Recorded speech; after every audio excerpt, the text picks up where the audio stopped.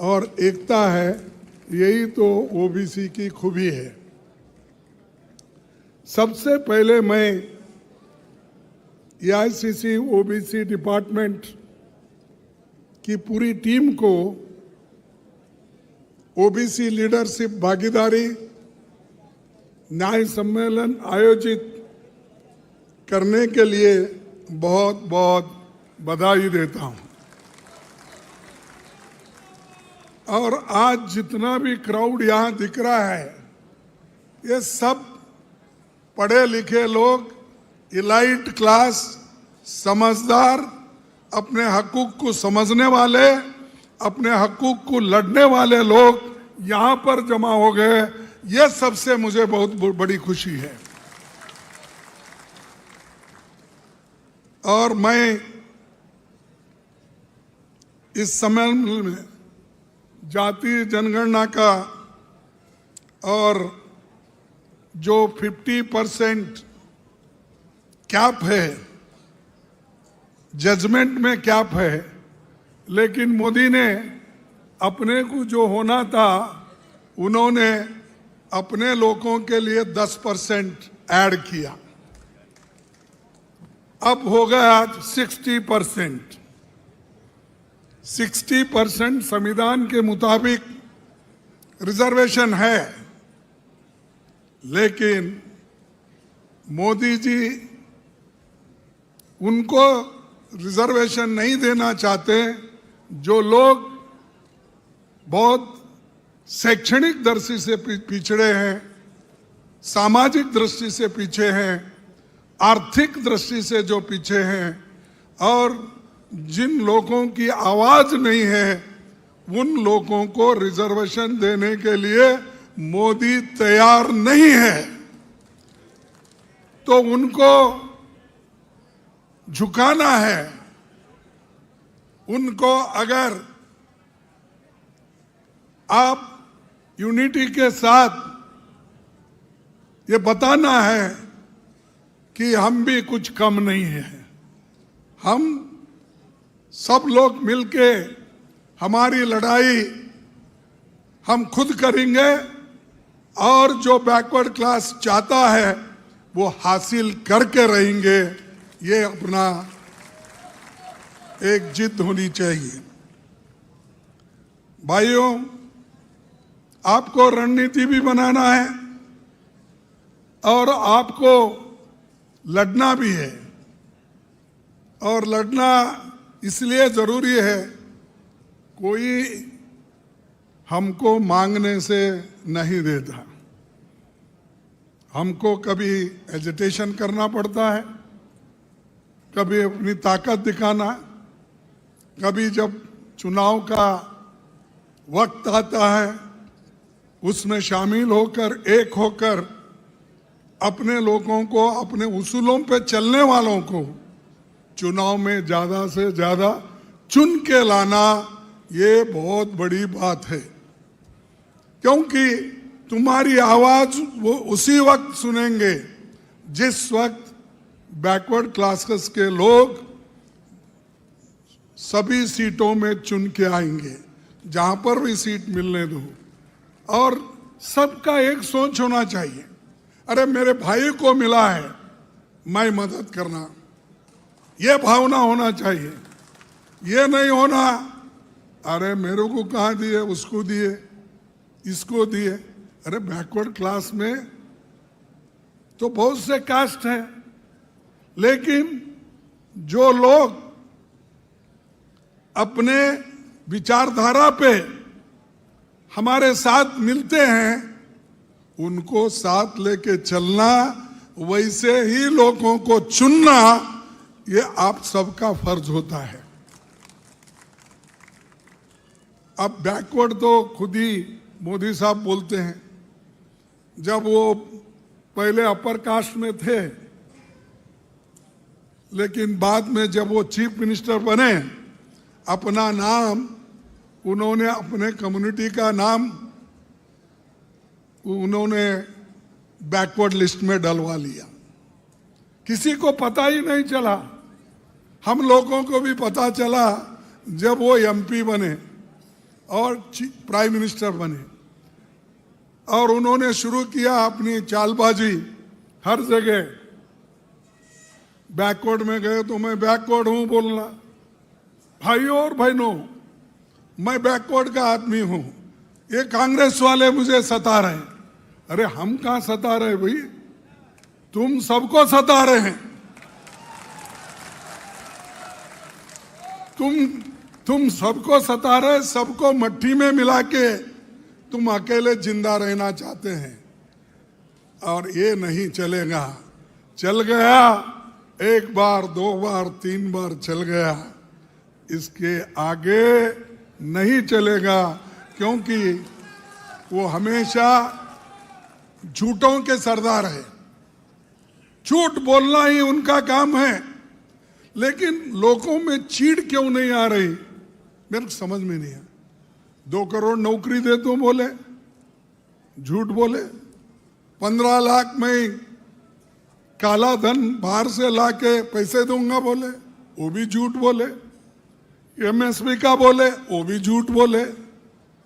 मैं backward class का income बढ़ाऊंगा बोले, कहां बढ़ाए भाई, वो भी झूठ बोले। हर चीज मोदी जी झूठ बोलते रहते हैं। इसीलिए मैं हमेशा कहता हूं, मोदी जी ये झूठों के सरदार है। अपने जीवन में खासकर पार्लियामेंट जैसे एक सदन में वो झूठ बोलते हैं। इसका मतलब क्या है, लोग उसकी परीक्षा नहीं करते। आप लोगों को समझाना चाहिए, यह आदमी झूठा है, देश को गुमराह कर रहा है। और झूठ बोलने वाले प्राइम मिनिस्टर देश का और समाज का कभी भला ही नहीं कर सकते। भाइयों, सामाजिक न्याय 18वीं लोकसभा में चुनाव का सबसे अहम मुद्दा लेकर हमने आगे बढ़ा था और हमारे को उसमें यश मिला। लेकिन थोड़े से 20-25 सीट अगर हमारी आते तो ये बीजेपी की और मोदी जी की तख्ता पलट हो जाती थी। और हर किसी भी समाज को ये 3 चीजों की आवश्यकता है। उस समाज में 3 चीजें होना जरूरी है, या 3 चीजों में एक चीज होना तो जरूरी है। एक है आपके विचार, और दूसरा है, यानी विचार बोलो, बुद्धि बोलो, ये इंपॉर्टेंट है, या हमारे शिक्षण। दूसरा है मनुष्य बल, मानसिक बल, मनुष्य बल और आर्थिक बल। ये 3 बल में अगर एक भी बल तुम्हारे पास नहीं है, तुम आगे नहीं बढ़ सकते। अब आप देखिए, किसी भी समाज का, अब जो वीकर्स, बहुत से अपर कास्ट के लोग होते हैं, कितने होते हैं? हर गांव में 2%, 3% होते हैं। अब सर्वे जो हो रहा है, इसके मुताबिक, और हमारे तेलंगाना के और कर्नाटक के लोग जो खोज कर निकाल रहे हैं, सबकी एक्सरे जो कर रहे हैं, उसमें 5%, कहीं 10% निकले हैं। और वो 5% लोग ही देश के हुकूमत बनाते हैं, देश के हुकूमत को बिगाड़ते हैं। तो क्यों कि उनके पास एक ऐसा मुद्दा है जो शिक्षण है, मानसिक बल है उनके पास। उस मानसिक बल से वो लोग आगे बढ़ते हैं। गांव में अगर हमारे पास पहले पटवारी रहते थे, जिनको हम कुलकर्णी बोलते थे, या अब विलेज अकाउंटेंट हो गए। मैं समझता हूँ उत्तर प्रदेश में भी यही कहते होंगे पटवारी। हाँ, सुनो सुनो भाई, गांव में कितने रहते हो? एक आदमी रहता है, लेकिन उस एक आदमी को पुलिस भी डरती है, तहसीलदार भी डरता है, दूसरे लोग भी डरते हैं। क्यों डरते हैं एक आदमी को? क्योंकि उसके पास उन्हें मानसिक बल को अपने काबू में रखा है। उस मानसिक बल को जब काबू में रखता है, दूसरों को देने की कोशिश नहीं करता है। जो मनुष्य का शिष्य है, जो मनुस्मृति में अपनी विचार रखता है, वैसे लोग वो मानसिक बल से काम लेते हैं।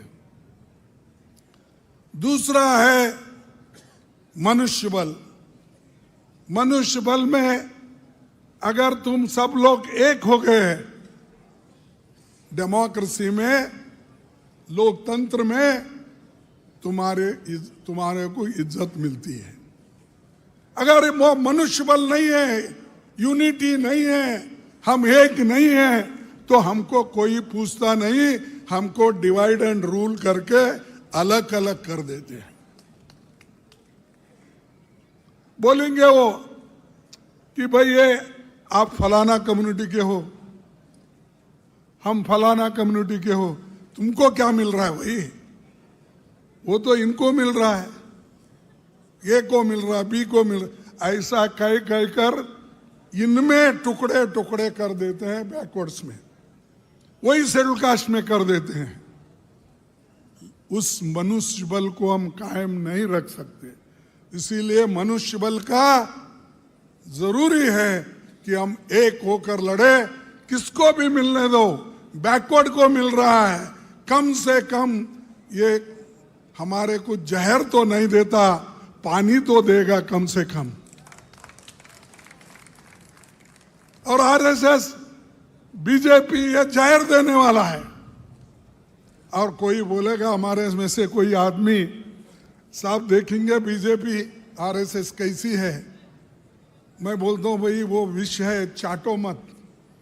अगर वो बोला नहीं साहब जरा चाट के देखता हूं विष है क्या नहीं, अरे एक बार चाटे तुम खत्म हो जाएंगे, मर जाएंगे। विष की परीक्षा करते हैं, इसीलिए वो लोग तुमको डिवाइड करेंगे। आप हिम्मत के साथ एक होकर, अगर एससी, एसटी, माइनॉरिटीज और अपर कास्ट के भी जो, जैसे देश को बनाने में भी बहुत से लोग थे, ऐसे लोग हमारे साथ अगर जुड़ गए तो कांग्रेस पार्टी को कोई हिला नहीं सकता। और देश को बनाने में हमारा जो कांग्रेस पार्टी की देन है, वो उसको कोई नकार नहीं सकता। सब कुछ ये 52% के लोग ही की है। और खास करके हमने जो घोषणा पत्र में, खास करके राहुल गांधी जी सबसे पहला ये बीड़ा उठाया था। क्या है? उन्होंने ये कहा कि ओबीसी की जातीय जनगणना होनी चाहिए। ये दूसरा कोई नहीं बोला, किसी के पास हिम्मत नहीं थी। सिर्फ एक ही आदमी घोषणा पत्र में भी कहा और खुले आम सबको उन्होंने कह रहा है। तो ऐसे लोगों के साथ जाना चाहिए। किनका साथ जाना? अरे तुम्हारे पास टिफिन गिफिन करके नहीं आए क्या? अरे राहुल गांधी का साथ दो, देंगे ना? जो देने वाले हाथ उठाओ।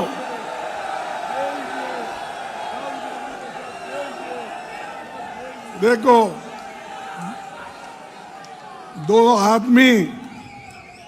जो आदमी अपर कास्ट का होके अगर बैकवर्ड को साथ देता है, उनके वजह से गालियां खाता है, शेड्यूल कास्ट के लोगों को सपोर्ट करता है, दीन दलितों को सपोर्ट करता है, तो उसका साथ नहीं देंगे तो किसका देंगे?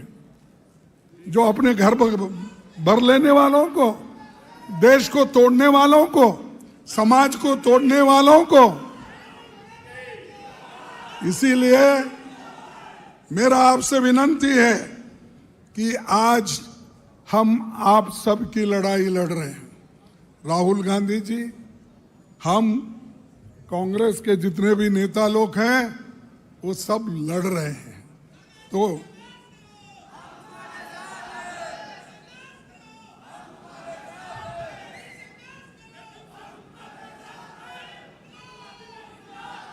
और हमको ये भी चिंता है, देखो 11 साल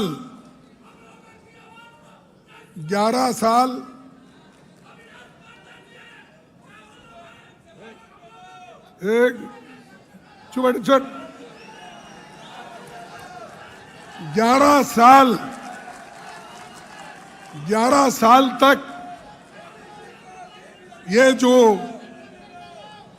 गवर्नमेंट आई है, इस गवर्नमेंट को चुप बैठो भाई। देखो 11 साल से मोदी गवर्नमेंट ने कोई ठोस कदम बैकवर्ड के बारे में नहीं उठाया, शेड्यूल कास्ट के बारे में नहीं उठाया, महिलाओं के बारे में नहीं उठाया, सिर्फ तकरीर करना। भाइयों और बहनों, मैं इसलिए उन्होंने यहां तक बोला, मैं अपने माँ बाप को पैदा नहीं हुआ, भगवान ने मुझे भेजा, बोला। क्या बोलते वो बायोलॉजिकल। अरे बैठो भाई, तुम्हारे पास जोश रहता है, लेकिन समय पे आप वो जोश नहीं दिखाते, अब दिखाते। तो वो बोलते, खुद बोले सो, मैं नहीं भाई। तो वो बोले कि मैं एक बायोलॉजिकल बेटा हूं, नॉन बायोलॉजिकल। तो मैं कैसा पैदा हुआ, कहां से आया, मुझे मालूम नहीं, भगवान ने मुझे भेजा। अरे ये संत तुकाराम ने बोला है, सुने संत तुकाराम का नाम सुने? संत तुकाराम ने बोला, नवसे पुत्र कन्या असती तर पति लागणे काय कारण। अगर भगवान की सिर्फ ऐसा ही पूजा करते फिरते तो आपको बच्चे कैसा पैदा होते हैं? शादी कर लेना पड़ता भाई, शादी के बाद और रस्म रहते हैं, वो सब करने के बाद आपको बच्चा होते हैं। चुप ऐसा भगवान को ऐसा नमस्ते करने से, घर पे सोने से नहीं होता।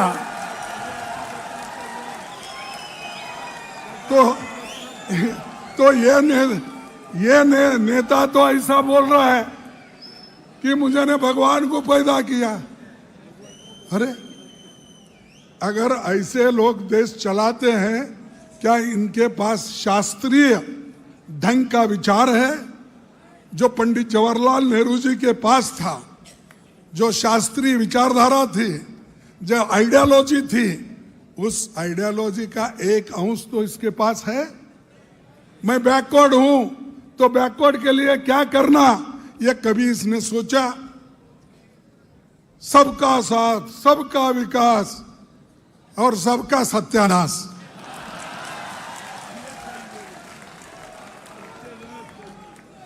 तो ये काम ये लोग करते हैं, लेकिन यहां पर कांग्रेस में हमेशा गरीबों को देखते हैं, गरीबों के बाद विचार करते हैं। अब जितने भी सोनिया गांधी जी ने प्रोग्राम दिया,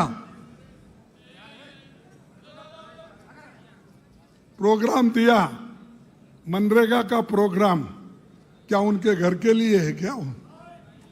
गरीबों के लिए, जो मजदूर है, जो किसान मजदूर है, ऐसे गरीब लोगों को जो काम नहीं मिलता, उन लोगों को काम दिलाने के लिए उन्होंने संविधान में इसको एक फंडामेंटल राइट्स के तहत उन्होंने किया।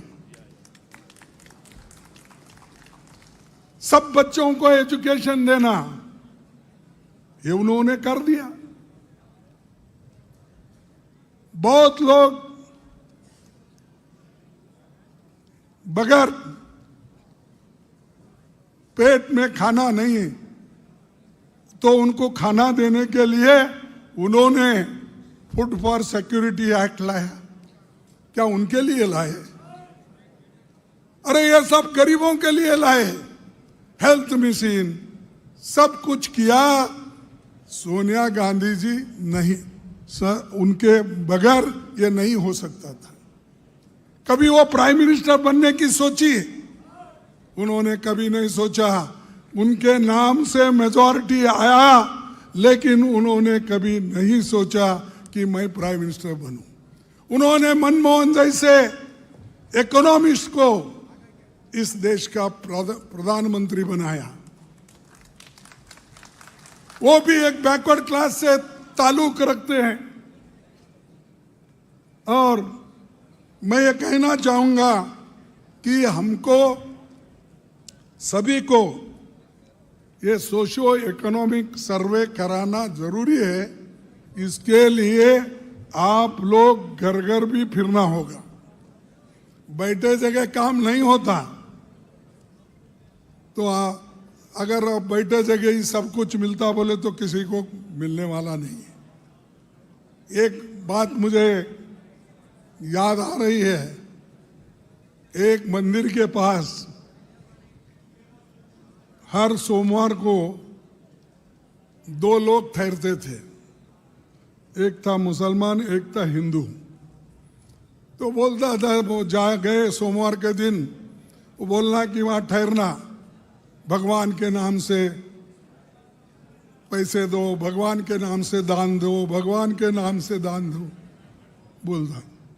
और दूसरा, जब वो फ्राइडे के दिन नमाज को जाते थे, जाने के बाद वहाँ मस्जिद के सामने ठहर के अल्लाह के नाम से पैसे दो, अल्लाह के नाम से पैसे। तो लोग एक दिन दो दिन देखे, उसके बाद भाई रोज ऐसा ही कर रहे हैं लोग, कुछ देना नहीं करना नहीं। तो वो भूखे प्यासे धूप में ठहरे ठहरे ठहरे ठहर के आखिरी में चक्कर आकर वो मोरी में गिर गए। क्या बोलते उसको, मोरी ना, नाले में गिर गए। गिरने के बाद एक की टांग टूटी। लोग बोलने लगे, अरे अरे बेचारे की टांग टूटी, उठाओ उठाओ। तब किसी ने दूध लाया, किसी ने ब्रेड लाया, किसी ने पैसे दिया, उठाकर उसको रिक्शा में डालकर लेके जाए। तो उसकी तबीयत बाद में हॉस्पिटल में जाने के बाद पूछे, अब कैसे हो? बोला, साहब ठीक हूँ। अल्लाह देता भी है लेकिन टांग तोड़ के देता है। तो उन्हें बोला, अब मालूम हुआ मुझे, अल्लाह देता है लेकिन टांग तोड़ के देता है। तो इसीलिए भाइयों, अल्लाह देता है सब कुछ, सरकार भी देती है, हमारी पार्टी भी करती है, हमको मेहनत करना पड़ता है। इसीलिए मैं ये बोल रहा हूं एग्जाम्पल, बैठे जगह सब कुछ नहीं मिलता, कभी लेना पड़ता है, कभी ऐसा हाथ जोड़ के लेना, कभी मांगना पड़ता है, कभी छीनना पड़ता है।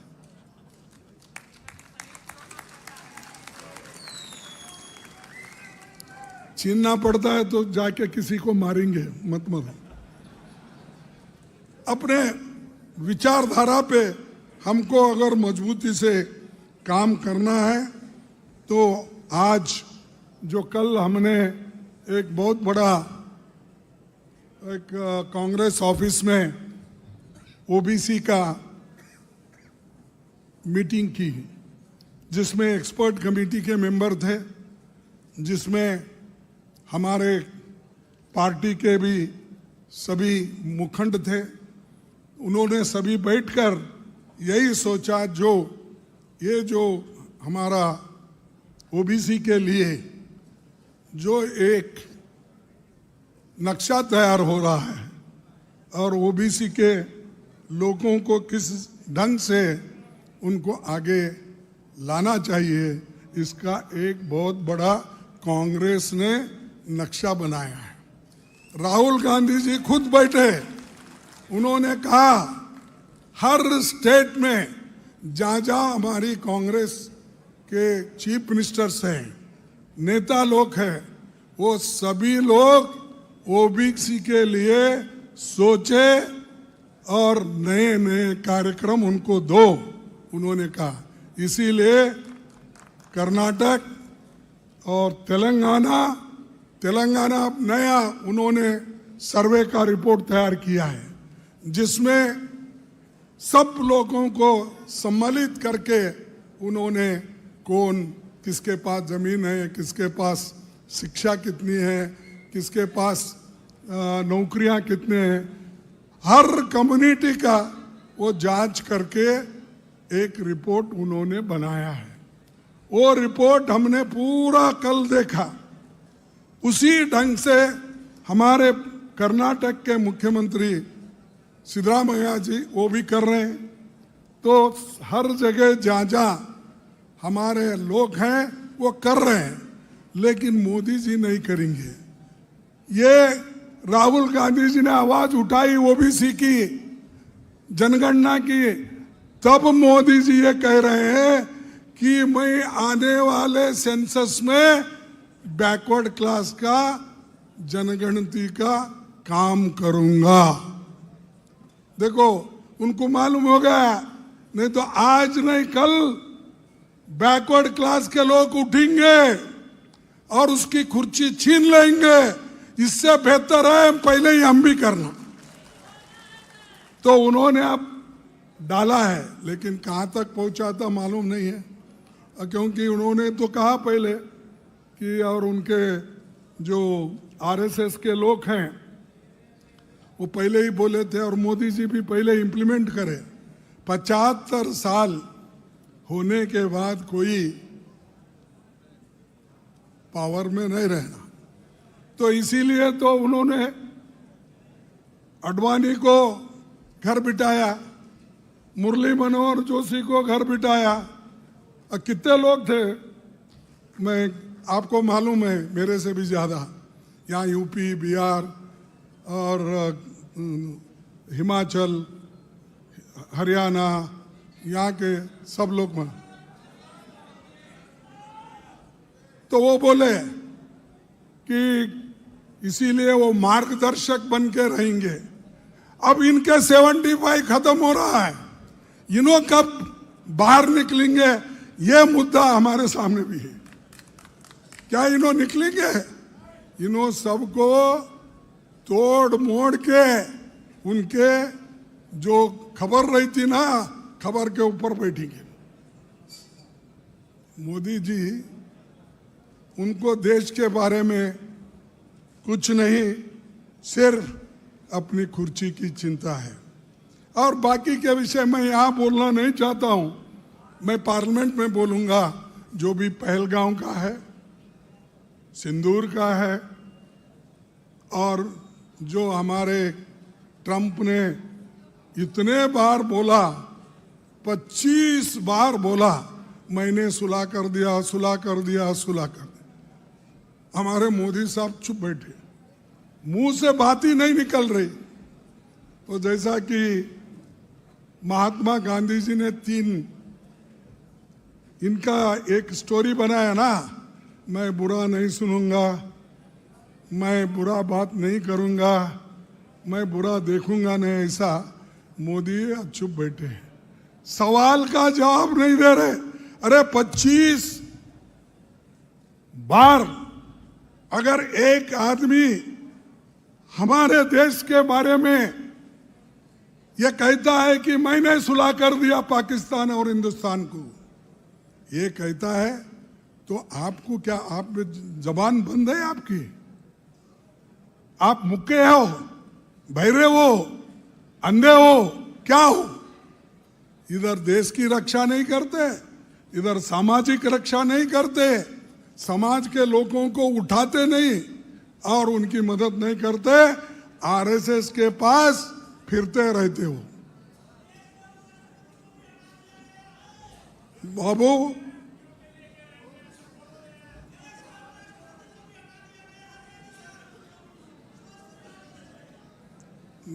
बंधुओं, ज्यादा बात न करते हुए मैं सभी नौजवान से कहूंगा, 18 साल के ऊपर जितने भी हमारे नौजवान हैं वो सभी वोटर लिस्ट में आए जैसा करो और घर घर जाके अपने वोटर्स को मजबूत बनाओ। और जो वोटर लिस्ट में वो डिलीट करने का काम वो कर रहे हैं, आज ही उन्होंने नया एक खुलासा किया, नोटिफिकेशन। सिर्फ हम बिहार ही नहीं कर रहे, सारे हिंदुस्तान में हम करेंगे। आज ही उन्होंने कहा, उसका नोटिफिकेशन आया। तो गरीबों को खत्म करना चाहते हैं।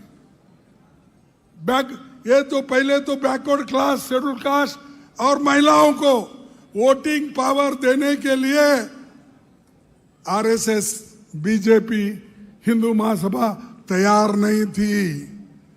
ये जो मिला आपको अडल्ट फ्रेंचाइज, वो सिर्फ जवाहरलाल नेहरू जी, डॉक्टर अंबेडकर के वजह से मिला और किसी से नहीं। उन्होंने आर्गुमेंट किया, भाई इस देश में सारे गरीब लोग हैं, किसान लोग हैं, मजदूर लोग हैं, ये क्या टैक्स देते? इनके पास कुछ है। इसीलिए उन्होंने बोला, हर आदमी हिंदुस्तान में जो भी पैदा होता है 21 साल का हो, उसको वोटिंग की राइट देना चाहिए। ये उन्होंने कहा और आज सबको मिला।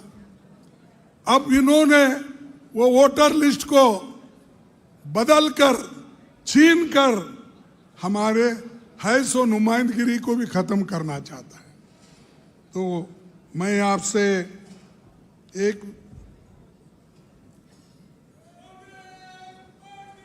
इसीलिए मैं आपसे विनती करूंगा कि आप लोग एक हो जाओ, एक होकर सबसे मिलो।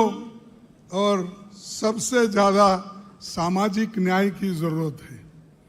आर्थिक न्याय ये तो है, लेकिन शैक्षणिक, सामाजिक इसका जरूरी है।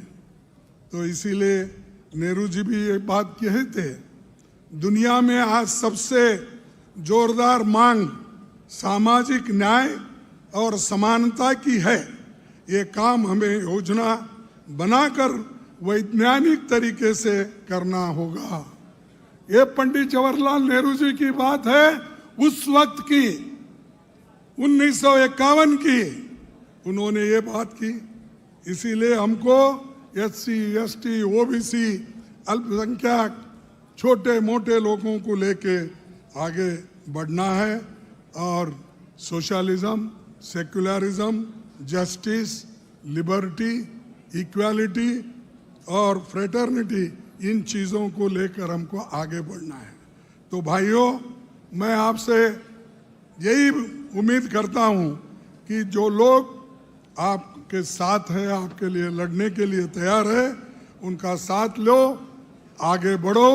और हम आपके साथ हैं, कांग्रेस पार्टी आपके साथ है, राहुल गांधी आपके साथ है। हम सब मिलके जो भी समस्या है, हम बराबर आपके लिए लड़ते रहेंगे। आप एक होकर आगे बढ़ो, समाज के सभी वर्गों को मदद करो और देश को और प्रगति पथ पर लाओ। ये कहकर मेरे भाषण को मैं समाप्त करता हूं और आप सभी को धन्यवाद देता हूं। आप इतने बड़ी संख्या में आए, तो इसलिए आप तमाम को फिर एक बार मैं सलाम करके मेरी बात खत्म करता हूं। परम आदरणीय ऑल इंडिया कांग्रेस कमेटी के अध्यक्ष श्री मल्लिकार्जुन खड़गे जी ने आज इस ऐतिहासिक